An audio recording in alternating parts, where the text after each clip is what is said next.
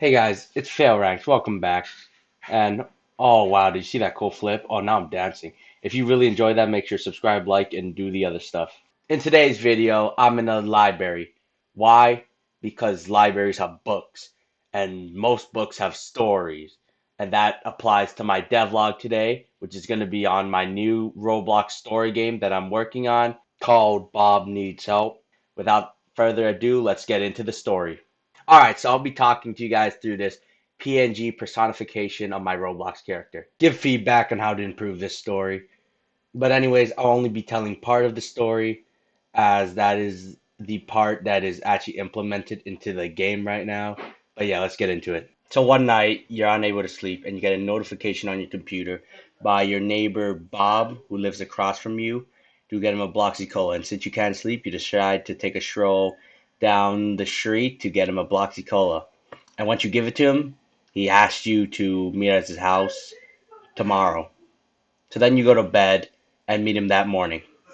And then Bob tells you that an evil organization is planning to take over the city, and everyone in this neighborhood except you and Bob are a part of that evil organization called Noob, Notorious Organization of Bad. And so his plan is for you and him to basically assassinate everyone in that neighborhood and beat that organization because they're very bad. Yeah, I know. Amazing story with a great plot. Now that I've finished describing the story, let's get into the actual gameplay of the game.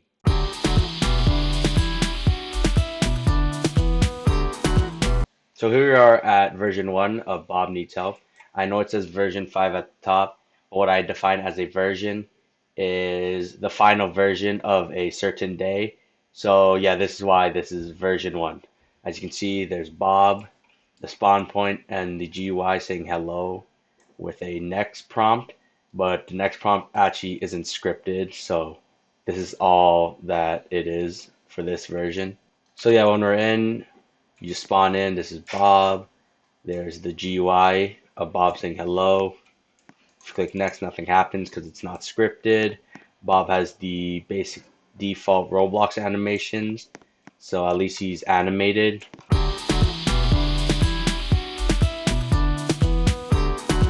So this is version 2. As you can see, it's kind of a mess on screen, but here is the same GUI prompt, but I actually got the next prompt working, and I'll show you the script for it.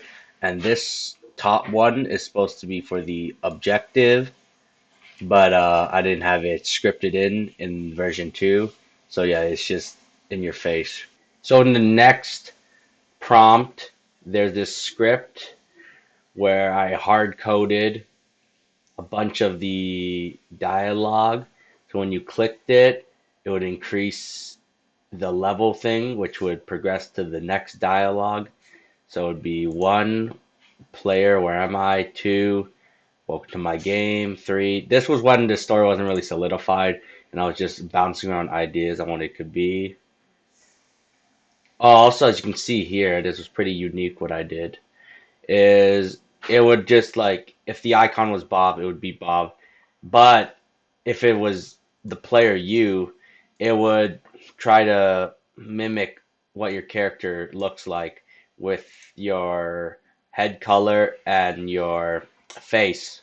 So in game, it's basically the same with Bob, but we have a Bloxy Cola vending machine right here and a trash can over here where you can just spawn in a bunch of Bloxy Colas and drink them or throw them away. You know, do what you want.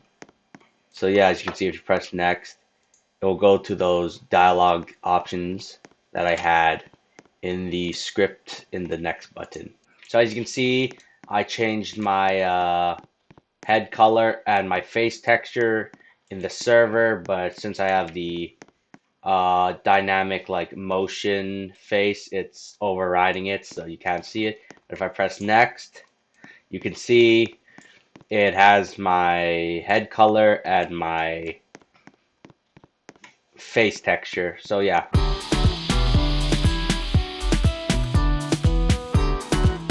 So here we are at version 3. As you can see, now we've made a new great innovation called the Witch's Brew vending machine.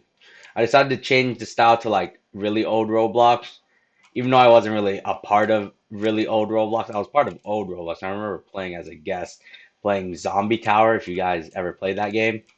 But I decided to make it old Roblox because you could make the models more simpler, as I am horrible at modeling and building stuff that looks good.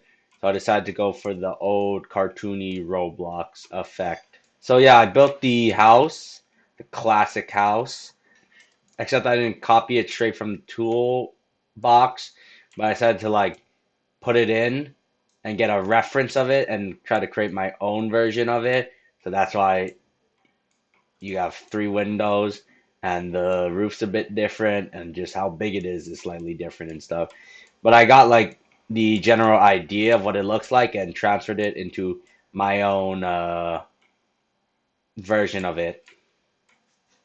But yeah, there's actually some advancements that was made where I actually decided to use a server script and module script to store my dialogue in. Okay, so this is the dialogue modules. It's kind of the same as before, as there's icon and text, but I added a new type called objective to where if you get this, the thing I was working before, the objective GUI, it will appear and have this text on it, and that'll be your objective. As you see, it says give me or give Bob Bloxy Cola, and so it will appear in game as a GUI prompt in the top left saying give Bob Bloxy Cola. Okay, so this is the dialogue handler. It gets the dialogue from, the dialogue module script and basically puts it down. This is kind of a mess. As you can see, there's actually two of these functions, which actually, now that I'm thinking of it, I could just make a base function and just call it for these. I didn't do that in the current version, so I might do that to optimize this because it's the same thing. So it just gets the dialogue frame and objective frame. That'll be called. This is just to print what stage of the dialogue you're in. As you same as before, there's actually agent, which was the precursor to the evil organization noob, and they were gonna like talk and be like, you gotta stop. We're evil. We're gonna stop you because we're evil." But yeah, if it's an objective, the objective frame will appear. It will have its text given, and then it'll call this function, which actually enable stuff in the workspace. So, like, as you can see, Bob won't have his proximity prompt to give him Bloxy Cola activated until the objective is given, and then it's enabled. All right, so we're in game now, and you can see Bob in the house. If you press next, first let's build a house. Give me Bloxy Cola, and I'll build in a second. You press next. It gives you that objective, and we got to give Bob his Bloxy Cola. And then once I give it to him, it will progress the dialogue. It's like time to get to building. There's nothing else left, so it just kind of nothing. But yeah.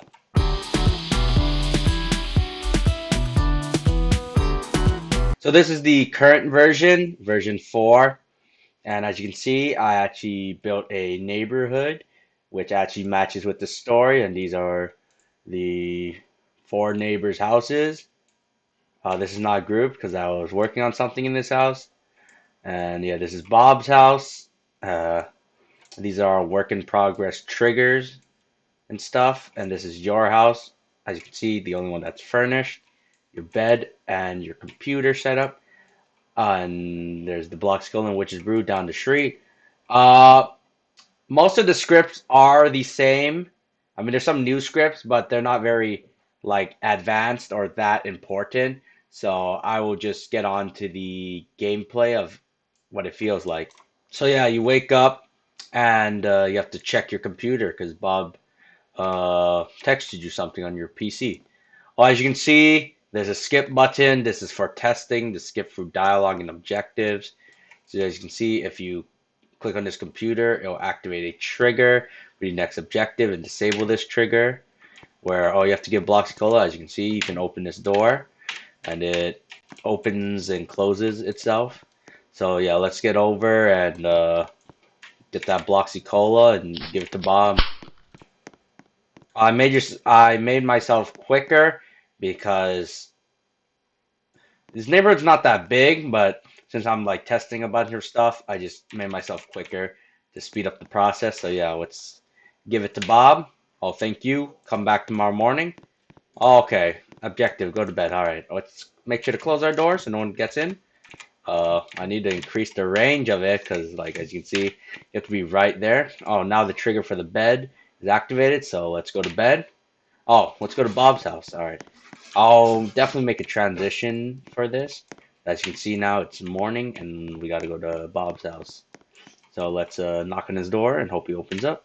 Oh, come in. All right, Bob. I need your help to take down Noob. Oh, or Noob, notorious organization of bad, as I said. All the other neighbors are a part of Noob. They plan on taking over the city and mind controlling everyone. We have to stop them. Oh, that's horrible. We really got to do that, Bob. We take out John. Okay, he supplies community. Okay, okay. He's very allergic to witch's brew. As you can see, he walks over. I didn't add it yet, but he'll like knock on his door, and John will open it, and he'll be distracted. But right now, we gotta get witch's brew to put into his morning coffee and basically eliminate him. So, oh, let's break into John's house. So he has his morning coffee at the back of his house on a table. So let's break in. I was gonna add a mini game to this. I didn't add it yet, but I was gonna add a lock picking mini game similar to the one from Sneak and Rob, my other game that I will start working on during the summer possibly, because that's a much bigger project. But I'll probably restart it during the summer. But yeah, let's pour brew into John's drink. All right, let's pour it in and let's go back to Bob's house. Let's get over there. Let's get over there. All right, John, get over here. I mean, Bob. Oops. Okay, and now we activate this for the cutscene, where, as you can see, Bob basically chokes and suffocates, and he is now gone. After eliminating him, you can go straight to bed, or you can wrap around to the back window and see John here just completely out of it. Except he's still animating his legs because I didn't animate the legs at all, so it's still moving from the idle script, which I need to fix because this is just not supposed to happen. But yeah, all right, let's get on to the outro. Well, bam. So that's all for today's devlog. But if you enjoyed this video, make sure to subscribe, like, comment, and share this video. And as you can see in these title cards, uh, YouTube is linking you the best video that they think you'll like. So yeah, if you like my content, maybe watch some more. Anyways, yeah, thank you guys. You're epic.